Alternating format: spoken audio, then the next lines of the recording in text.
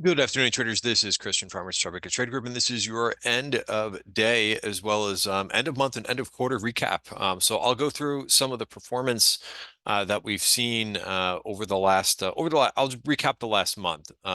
Last quarter is a little bit complicated because I do these. I usually recap the month, so I'll continue to do that, and we'll talk a little bit about today's price action, but.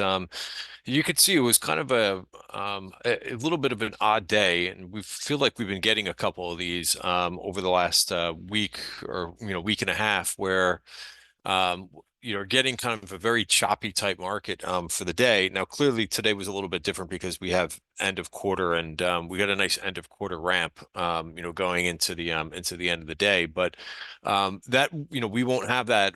We won't have those buy programs and those type of mechanical trades that need to happen at the end of quarter. We won't have that tomorrow. So it will be interesting to see how things shake out a little bit. And one of the so let me talk about the performance for the week, or sorry, for the month first, and then I'll talk a little bit about what I'm expecting for the beginning, or possibly for the month of October. But here's the stats. If you look at this column over here, you could see where the major indices, and I'll review these indices. I'll review the charts with these really quick, but the Qs outperformed and ended up 2.5%. So not bad performance there. The S&P was up 1.8%, and even the small caps squeaked out a gain for the month, up 0.4 of a percentage point. Mid caps did a little bit better than that. ARK Innovation and IBD 50, those guys had a good month. Strong performance there. Growth outperformed value for the month. Small cap growth outperformed small cap value. And TLT finished positive for the month, although I think a lot of those gains, happened in the first half of the month, and the dollar finished down slightly. All right, so that's basically what we had. The VIX actually ended up going down a little bit today. Banks were your outperformer, and precious metals continue to kind of move down. And then, of course, I can't believe I've gone, a couple minutes through this video without talking about the Chinese internet group. So a little bit of profit taking, I would say, for today. But again, you look at this weekly chart. I think it's I think maybe some people at this point want to see some profit taking and a little bit of a dip to buy at this point. That's sometimes how people want that to happen if they've missed the move. And notice that there's a lot of these blue lines, right? These are virgin point of controls, but it looks like the KWEB ETF there took out that last series of them. There was these three, and then, obviously a lot of gap ups because, of what's been happening. But, look at the volume. So interesting, this almost went red on the day today. At one point, the Chinese Internet ETF was up about 4%. So, I think, definitely some profit taking and, kind of peak excitement. A lot of people were I saw people just tweeting a lot about what the what the Shanghai market was doing last night. I think it was the largest gain since 2008 or 2009. So, huge gains there, and at this point, everybody, talking about it. So I think that there's some saturation there. A couple names that I would pay attention to are a couple of the solar names, because those saw some call buying today, and I think JKS actually did pretty well. So, looking at it comparatively to the group, I think this could run a little bit further before you've got some resistance. But you get some resistance there, and I'm on the daily chart, but I think 29.28 is the level that you can look to target for follow through, upside follow through, because let's face it, all of these things have had momentum. DQ is another one that saw heavy calls today. We've seen Futu calls now for a while, but it kind of makes sense. The Chinese government is encouraging folks to go ahead and buy securities. Now, this fizzled pretty decently too, But if you remember this name from, a lot of these names you probably have heard of in the years past, but kind of coming back. I mean, this name traded up to like $35 and is $5 right now. So again, I don't want to use that past saying that that the price is going to return there, but just kind of interesting where you see some of these stocks have been. But I would watch this 485 by this, see if it closes above there by the end of the week. And of course, today is just Monday. So, of course, that was where the all the interest, has been, and the moves. Looking at the SPY chart weekly, we're a little bit stretched to the upside. I think one thing to kind of note too is you've got a little bit of a bearish divergence here in momentum, and I use the RSI study for that. Here's where we hit kind of new highs, and there was another high that was made, and there was less momentum, and it kind of looks that way again. So just something that I would be mindful. You're not really going to see too much of that on the you're not going to see too much of that on the daily chart. The one thing that I continue to watch is the 5 period moving average. Also, we're going to have new value areas for the month of October, and price is going to open up right around that top of value. So we'll have a nice level, and I like kind of the yes or no type of system to say, hey, do I want to be, do I want to be long here, or where's a point where I want to take off risk? And I think if we can't break out of the value area, in the first day or two of the month, I think that would be, a potential signal. So I don't have that value yet, or that exact level, but I think it's going to be right around this 574.40 level. All right. So staying above almost, yeah, I was saying before that this is kind of bending lower, but the end of day quarter end move got this to stay above its 5 period moving average. So again, we'll see. I think also when you look at the 1 hour chart, we've got fresh new value areas for the week. Price did get above there. So, here's the new value area for October. Again, right around maybe it's 574.50 as I zoom in on here, but we did break the value area for the week. So also watch 572.37. All right. So there's your levels to watch for next month and for the rest of the week. Here's the Qs. The Qs are going to open up above the value area for the month. Right, and that's going to be in here, and we're also just inside the value area for the week. So let me just bring this up for you so that you can see the daily chart, and right down here. So again, like that would not be a horrible thing to get like a little bit of a check back. Just kind of have to have a plan in place to say, okay, we get a dip down to 481.50. Right where again, it's it's going to be close. See what it is. I think it's going to be right around 481. But anyway, we get a check back to there, and that could be a good place to potentially add some risk, provided that support holds. And again, I'm just kind of mapping out some scenarios. IWM has been a little bit of stops and starts. It's trying to kind of make its way back up, but it's been a little bit of a struggle around that resistance. Today we heard from Powell. He kind of gave a little bit more of, I don't want to really say a hawkish tone, but maybe not his super dovishness. And I think that also weighed on the markets a little bit. And you could see TLT today. We have no major bond auctions this week, but I was looking for this to kind of get going after Friday and move back above. But again, you're just kind of seeing a lot of things that are just very difficult to carry forward with a signal. So that's back to the 5 period moving average, and bonds I think will be very interesting to keep an eye on.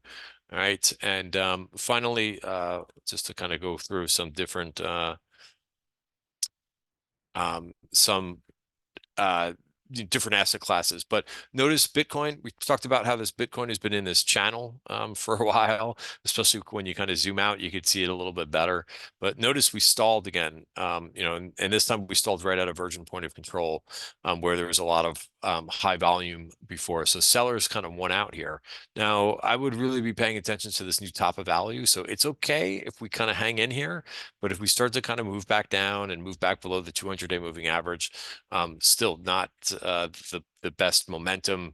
the best movement for Bitcoin if that takes place. But we'll see how that shapes up as the month progressed. I mentioned that I would talk a little bit about performance for what performed best. Well, this should be no surprise that the Chinese Internet Group did extremely well, up 32%. And you could see some other areas were kind of interesting. You got telecom and consumer discretionary up both 7%. It's a little bit different. Utilities tacked on gains. I mean, that of course really got caught some upside momentum when you heard about the 3 Mile Island reopening and CEG and Microsoft situation. So that spurred another like higher for utilities. The home builders finished up 5% as well. Self-driving, I forgot I even had that ETF in here, but interesting, that was the second best performer. And then, a lot of groups obviously that gained for the month, but were less than 5%. Solar actually had a good month too. That was up 4.4%. And industrials, which saw very good participation. A lot of names reached their 4-week new high list a couple times during the month. I put out a 4-week new high list for the S&P, and we saw many times that the industrials had really good breadth. Interesting for today, if you look at how many names um, made new highs today, it was a little bit less. So we're starting to see the new highs contract. We've seen this from time to time. Where is S&P? So what do we have today? We had 62 names, right? So still outweighing the new lows decently, and not a very big pickup in new lows. I wouldn't say 12 is a lot, but we're starting to see these kind of contract a bit from where we were. And this isn't updated for today, but you could see, let's go back to this chart. Here we go. How this looks graphically. Again, it's 1 day lag, but so there's a slight like compression in this that we're seeing as the market kind of continues to grind higher. You're not really seeing major strength with new 4-week highs increasing. So again, that has me a little bit cautious going into new month. I was just going to finish this up here in regards to what areas underperformed. Once again, energy underperformed. XLE was down 3.8%. XOP, equally weighted oil and gas, finished down about 6%. And the banks, even though they outperformed today, finished down 2% as well as healthcare did too. Healthcare XLV was down 2%. So an underperforming group there. Also, when you look at consumer staples and some of the, if remember, we talked a lot about a month ago, and once something kind of fades a bit, I kind of don't talk about it as much. But this is the SPLV ETF that made this real nice move. So about the beginning of the month. And then it kind of we had remember that sell off in the beginning of the month, and then it kind of came back to new highs. Same thing. What I was talking about with SPY earlier is that the momentum this did not confirm itself. So a bit of a divergence there as momentum waned, and that's what's going on too. So you've kind of lost that major upside momentum. It is very close to new highs, but I don't think you're not seeing this gains surpass the market at this point, right? And kind of look at that too if we want SPLV, SP and SPY and SPLV. So you can kind of see what I'm saying here. Going back to over here, the last month, a little bit of underperformance recently. All right. The last thing that I wanted to cover for you guys was, and I think one of the things too is just to kind of realize, I think the last like week and a half, there's been a little bit of it's been a choppier type of market that we've been dealing with. Now, of course, the Chinese internet names have been doing really well and they've been gapping up, but the overall U.S. market has been a little bit more difficult to trade. So I wouldn't mind if we have something like this play out. So, taking a look at the last couple months. Usually there's new money being put to work in the beginning of the month, but that's not what we've seen the last 2 months, right? This is so this is not, each one of these rows is not a day, it's actually a week. I changed this to weekly, and you could see just the week performance. for the for the last for the last few weeks, but you can see the first week has been noticeably not strong and it's been weak, right? And that was the beginning of September. That was also the end of July and the beginning of August. So and what I'm trying to say is here is just there's a couple takeaways after this weakness. What happened thereafter? Right, pretty strong markets, and the dips were bought pretty aggressively. In fact, after this down 4.1 move, the market came right back and gained 4%. Right, and again, that was where the main gains of the month were. Now we kind of grinded up for the last 2 weeks, but I think that like personally, I'm welcoming a little bit of a move back. I think that would shake things up a little bit, and I think you're starting. Like, I'm not the only one to say that. I start to see more people say like, "Oh, we could have a shakeout," but I think by the end of the year we're going to be stronger. Again, like that seems perfectly normal to me. I think that another shakeout would not necessarily be a bad thing. A dip, maybe a little correction. So again, I don't have a crystal ball, so I can't predict that. But I'm just saying that that might actually be a good thing at this point for the markets to get a little bit of that, to get people to kind of to get out there and start buying again, because there would be a little bit of a buy the dip type opportunity. One other thing that I would say too is, what I'm finding too better setups is just trading versus support. We saw this earlier today, with Powell speaking. We had this candle down here where we test support. I was really looking at the Qs as well, right? Qs did this. We tested support, and we tested support, and we came right back, right? So there's where there's so kind of a similar type of thing that I'm looking for. This is just on the 1 hour chart for today, but same thing in terms of where you could potentially see buyers come in if there's a dip in the beginning of the month. All right, so I'm a little bit more, even though I still follow price and make sure price is above its 5 period moving average, but so I still have positions on, of course, but I have plenty of dry powder in case we do get some type of pickup in volatility in the beginning of the month, and we'll kind of go from there. All right, guys, good luck for the last quarter of the year, and look forward to trading with you.